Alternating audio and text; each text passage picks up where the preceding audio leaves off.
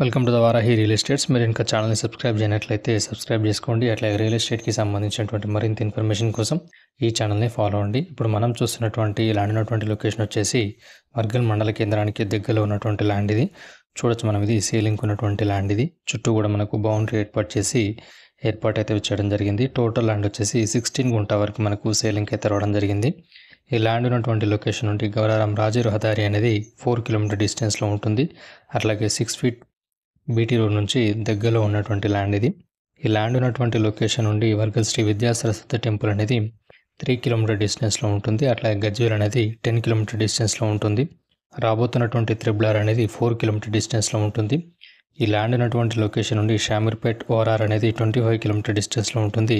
అట్లాగే జేబీఎస్ అనేది 45 కిలోమీటర్ డిస్టెన్స్లో ఉంటుంది. ఈ ల్యాండ్లో మనకు ఒక బోర్వెల్ కూడా అవైలబుల్గా ఉంది. ఫుల్ వాటర్ సోర్స్ ఉన్నటువంటి ఏరియా ఇది. రెడ్ సాయిల్ ల్యాండ్ ఇది. ఫామ్ ల్యాండ్స్కి అట్లాగే ఫామ్ హౌస్ నిర్మించుకోవడానికి అద్భుతమైనటువంటి ల్యాండ్ ఇది. హైదరాబాద్కి పరిసర ప్రాంతాల్లో ఇన్వెస్ట్ చేయాలనుకున్న వారికి ఇది ఒక మంచి ఆపర్చునిటీ అని చెప్పొచ్చు. చూడొచ్చు మనం, ఇది స్క్వేర్ బిట్లో ఉన్నటువంటి ల్యాండ్ ఇది. అట్లాగే మనకు 60 ఫీట్ బీటీ రోడ్ నుంచి దగ్గరలో ఉన్నటువంటి ల్యాండ్ ఇది. అట్లాగే హైదరాబాద్కి దగ్గరలో ఉన్నటువంటి ఏరియా ఇది. చుట్టూ కూడా మనకు ఫామ్ హౌస్లు కానీ ఫామ్ ల్యాండ్స్ అయితే ఏర్పాటు చేయడం జరిగింది. తక్కువలో ఇన్వెస్ట్ చేయాలనుకున్న వారికి ఇది ఒక మంచి ఆపర్చునిటీ అని చెప్పొచ్చు. Thank you for watching.